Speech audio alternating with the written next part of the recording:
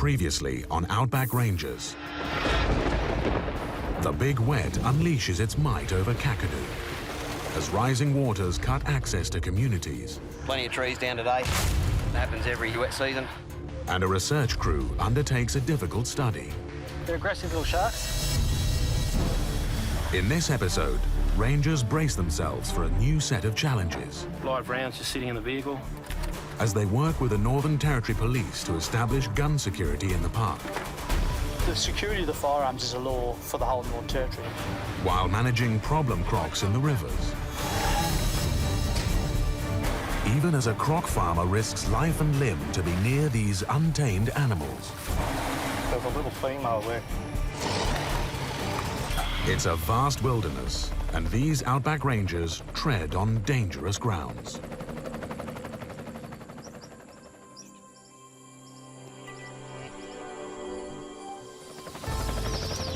It's the end of March.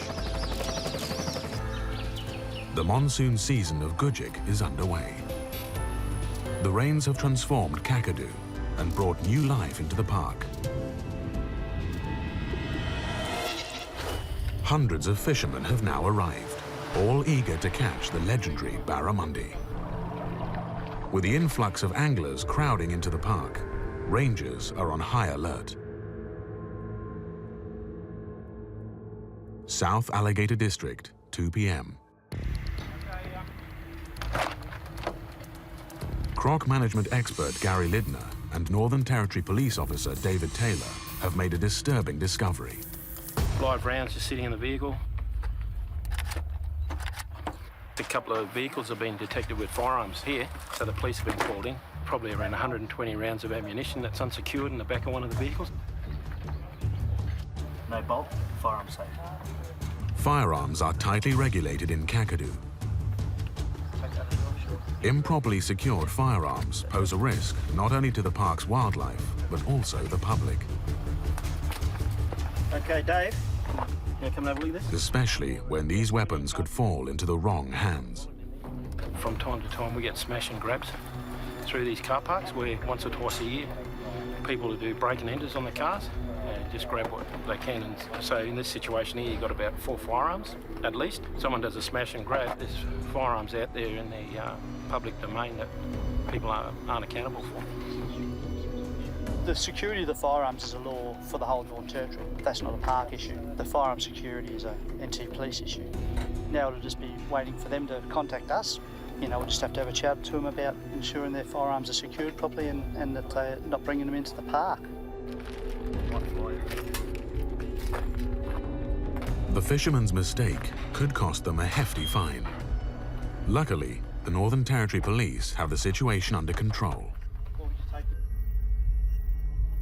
But in the rugged outback, there's no telling of what other dangers lie ahead.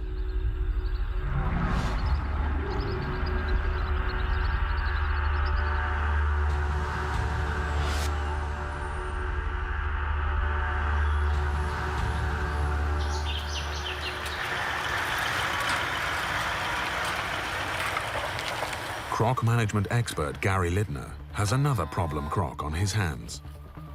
His partner for the day, ranger and traditional owner, Jonathan Nagy. We've got to go down to South Alligator today, and there's this report of a crocodile harassing people fishing from boats.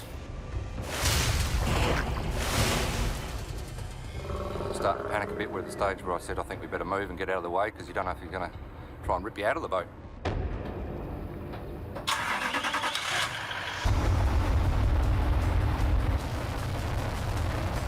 Saltwater crocs can be very aggressive, but they're also a protected species, so killing them will always be the last resort. There's 2 there, he got one there, look, As Kakadu's croc manager, Gary has to find other ways of dealing with problem crocodiles. Both our fathers sort of worked with crocodiles, saltwater and freshwater, so there's that long-term, I suppose, affinity sort of relationship with crocs. You know, fully respect them and understand the risk associated with working with them, but at the same time, you can't help but admire them as well. They've been here a long time and they've been through the highs and lows, you know, and I think at the moment we're we're seeing something really, really special with big crocs everywhere and croc numbers in high densities. And a place like Kakadu sort of really is a special place for crocs. Gary and Jono have a plan. Locate the troublemaker and reinforce in it a healthy fear of humans. Gary calls this behavior modification technique croc re-education. And there's another big one just here on the right. The planet's largest living reptile, Salties can grow up to 6 meters long. That's a big crocodile. That's huge. Huge. He's about a 16-footer. Holy jingo. But he's a magnificent animal. You don't see them every day. No. He'd be about 5 meters plus. What do you reckon, Jono? It's the biggest one I've ever seen, all my life in this river system. Big boy, eh? My new nickname, Chunky. This croc might look like a menace, but he's not the one they're looking for. Oh, we better keep going before we get stuck on a sandbar. I'll get stuck on a sandbar with him. The problem animal was last sighted near the mouth of the river, kilometers away from where they are now. To come face to face with a croc can be deadly, but there are some people who are willing to take the risk. 200 kilometers west of Kakadu National Park, something big is about to happen.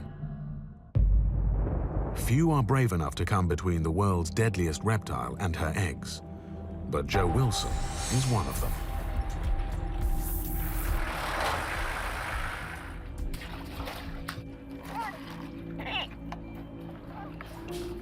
Joe is licensed to collect wild croc eggs outside of Kakadu, where crocodile farming is big business. Large numbers of crocs are raised in captivity, and their skins are sold to international fashion houses. It's a lucrative job, but not for the faint-hearted. Safety first.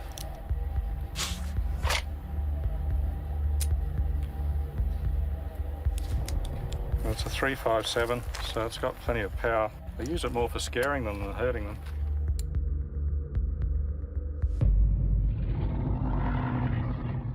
The 2 times I got seriously bitten, they were foolish mistakes on my part, And naturally, in hindsight, I should have known better. And the first time was 1997. I heard a missile coming out of the water. It got me hold of the hand and pulled me between some pandanus trees, and I hung on for dear life.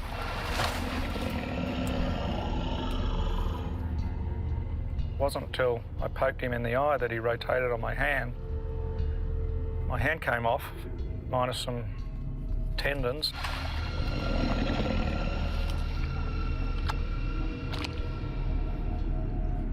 I had to carry my hand with my other hand up the bank, and 12.5 hours later I was in Darwin Hospital.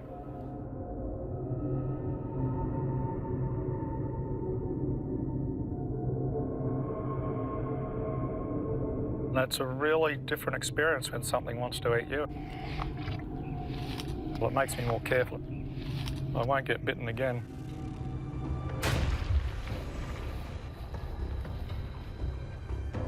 Today, Joe is heading out to a remote location along the Daly River to collect wild croc eggs. Over the years, he's pioneered his own protective cage system.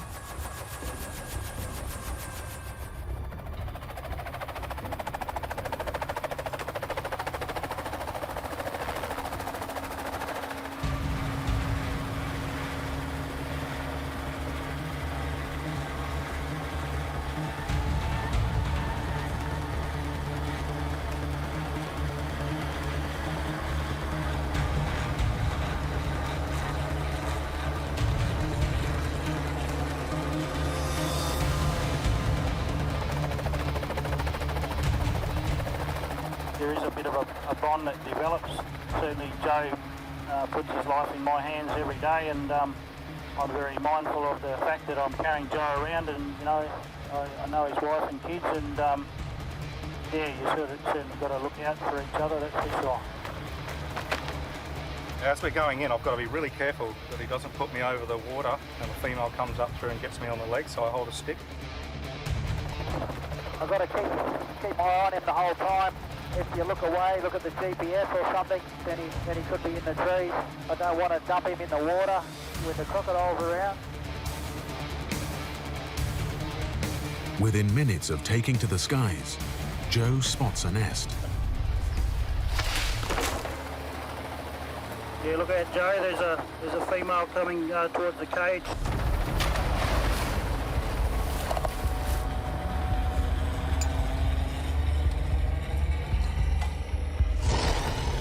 Well, that's good.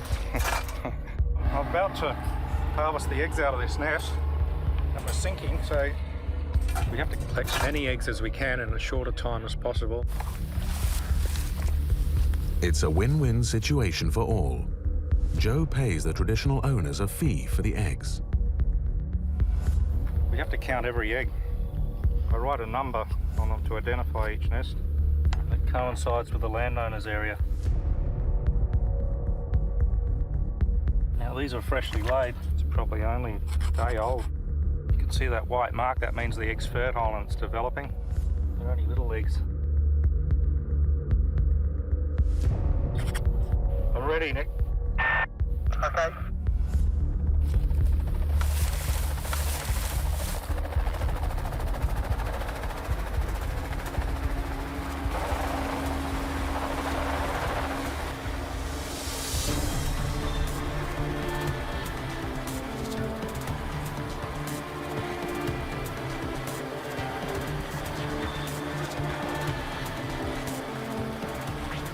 Joe's cage helps to keep the crocs at bay, but up in the air, the risks are still sky high.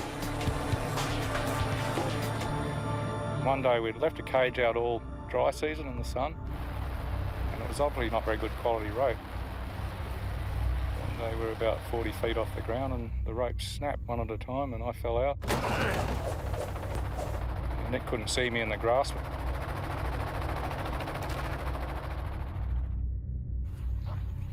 It's just one of those things of being careless. We're always improving, but yeah, it's getting good, it's getting better. And the more you do, the better you get at it. Okay, Joe, there's a pretty big croc coming at you. She'll be a big one.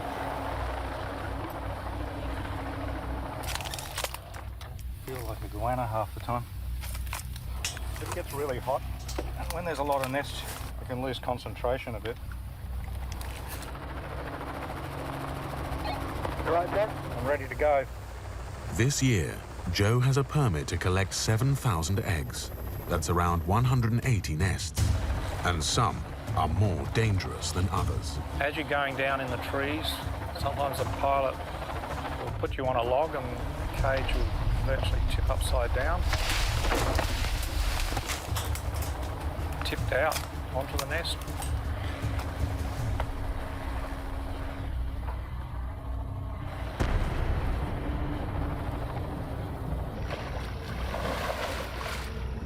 Don't jump. Joe has to be on high alert. If the croc jumps over the cage, this could all be over in a matter of seconds. The sheer mass of a 14 or 15 foot male, they wouldn't listen to a stick hitting them on their head, they'd just come through it. They'd knock the cage over. Can you read me, Nick? You read me there, Nick? You there, Nick? And, sometimes he leaves me out here for hours because a big storm might come.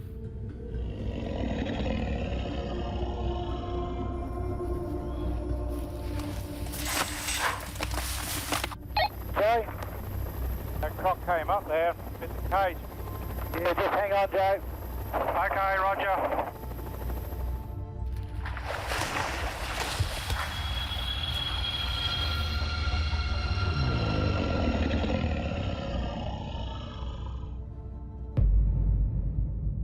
I don't do anything stupid, despite what some people might think. Courage is simply a logical calculation of risk as opposed to reward, and that's what it comes down to. If it was really dangerous, I wouldn't do it.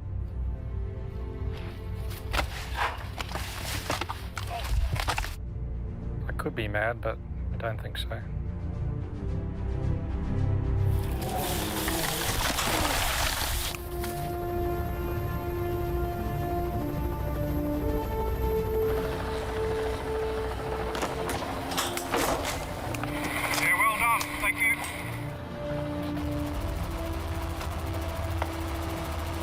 Croc farming is a thriving industry, but it also promotes the conservation of the wild crocodile nesting habitat. Back in Kakadu National Park, field researchers are also working to maintain a rich biodiversity.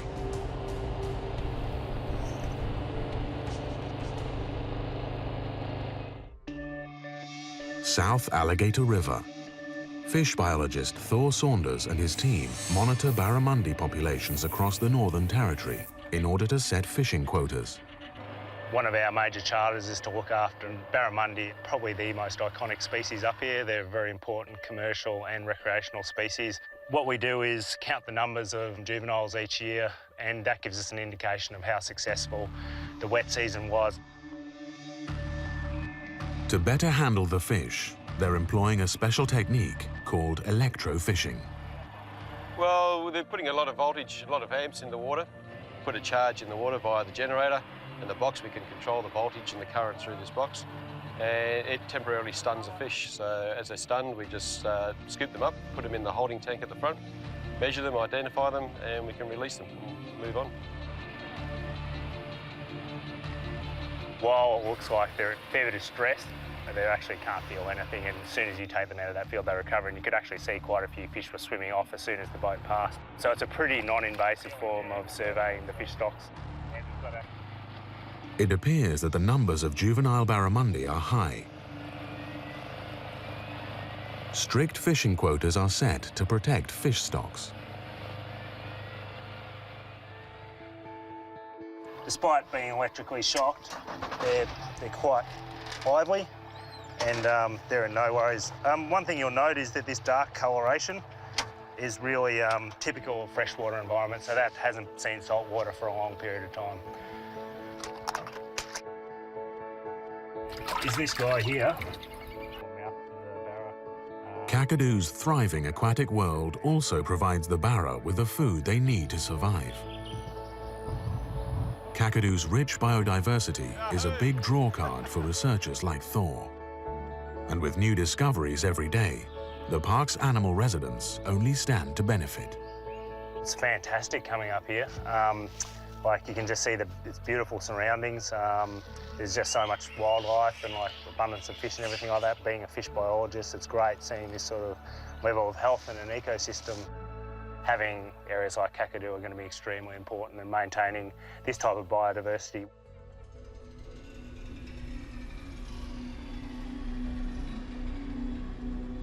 As darkness falls over Kakadu, Gary and his crew continue their dangerous mission. Re-educating a rogue croc that's been harassing fishing boats near the mouth of the South Alligator River. It's a high-risk activity when you're doing croc management, like harpooning. You can get grabbed, you can get pulled underwater, you can get grabbed on the hand and, yeah, limb twisted off. They're a really powerful animal. So you don't want to be mucking around with them. We might head down. Hours pass and the croc is nowhere to be found. But luck is soon on their side. See that eye shine there? There.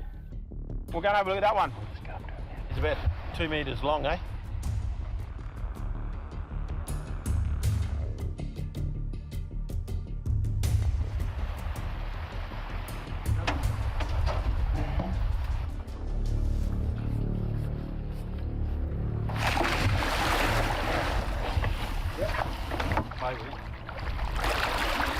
All right, just shine up there, Anthony, on the right.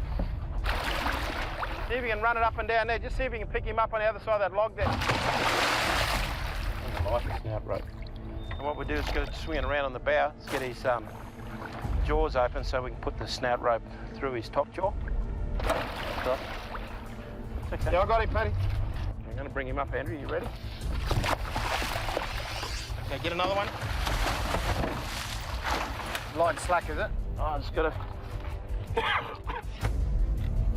These crocs historically have been exposed to a very smart human predator. For a crocodile, he had to keep his wits about him because he had Aboriginal people that were very in tune with their environment and hunting crocodiles. Now we can pull him aboard and secure him and have a look at him. Those crocs were very wary of people.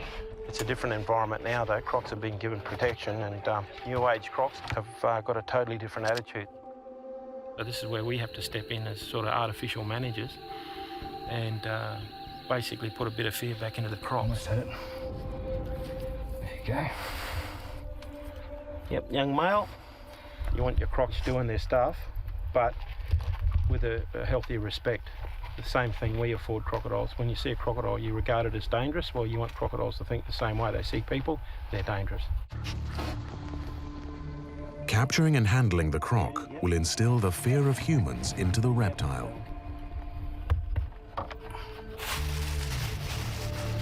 Marking the croc also allows Gary to collect important data on the crocs in the park. You can't kill or remove every croc that looks at someone the wrong way. So it's about being responsible with managing crocs as well. 1, 2, 3, push.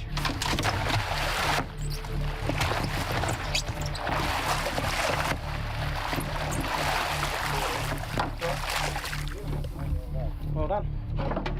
Okay, good release. And that crocodile swam off with the fear of Christ in him.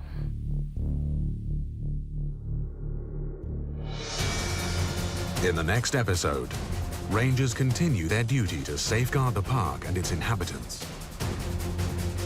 When I first had it, I thought she might not make it. But Kakadu is a land of wild extremes, and nature often plays by its own rules. This is the location. This is exactly where he was last seen with the GPS reading.